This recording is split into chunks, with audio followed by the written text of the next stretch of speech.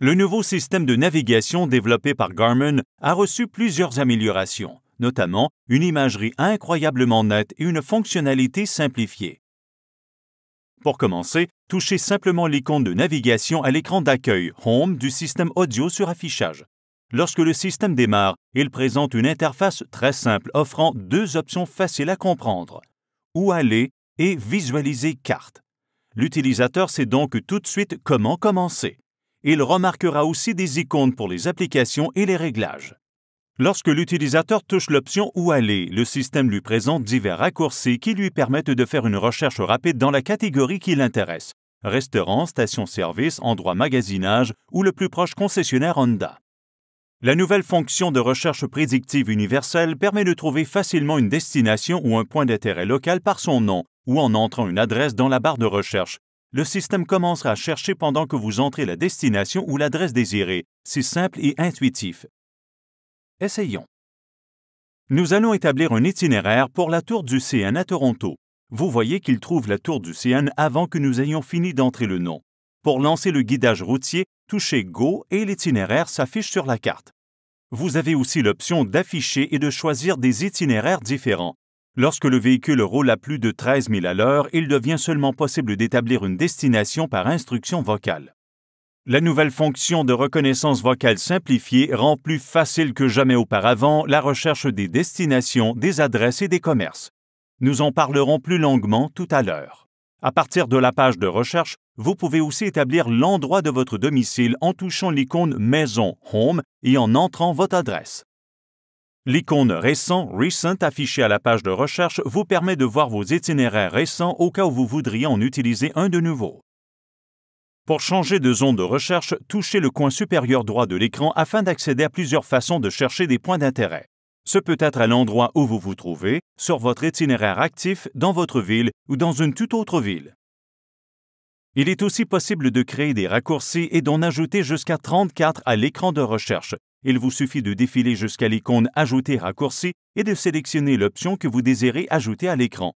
Pour déplacer un raccourci, tenez le doigt dessus et glissez-le jusqu'à l'endroit désiré de l'écran.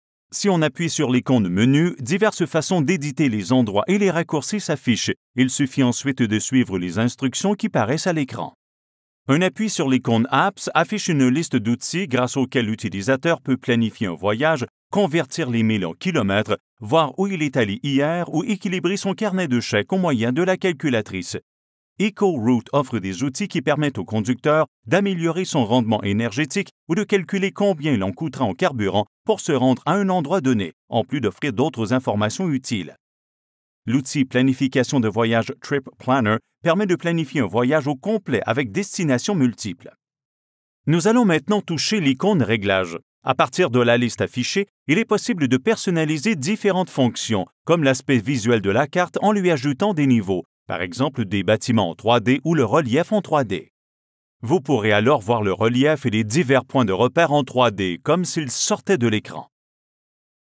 Pendant un itinéraire, l'écran est divisé pour afficher les prochains panneaux routiers que vous rencontrerez en chemin. Et quand vous roulez sur une autoroute, à l'approche d'une sortie, vous pouvez toucher « Service à la sortie » pour voir les services offerts à proximité de l'autoroute.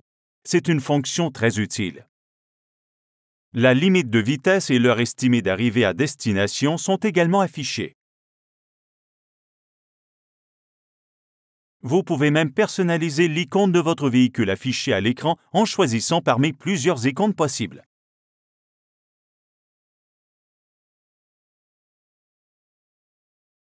Pour en apprendre plus sur le nouveau système de navigation, consultez le manuel de l'utilisateur du système qui se trouve dans la boîte à gants. Il est maintenant sur CD et il est facile d'y faire de la recherche. Le système inclut aussi la fonction HD Digital Traffic qui vous aide à vous rendre à destination avec un minimum de perte de temps. Contrairement à la plupart des concurrents, Honda fournit gratuitement les cartes pour la première année, en plus d'ajouter 4 ans de mise à jour gratuite, c'est-à-dire que vous aurez des cartes à jour pendant les 5 premières années. Consultez le manuel de l'utilisateur ou les services offerts par Honda pour savoir comment mettre à jour les cartes du véhicule. Une dernière remarque, L'application Honda Link Navigation disponible pour la Civic 2014 et 2015, le CR-V 2015, la Fit 2015 et le HR-V 2016 ne l'est pas pour le Pilot 2016.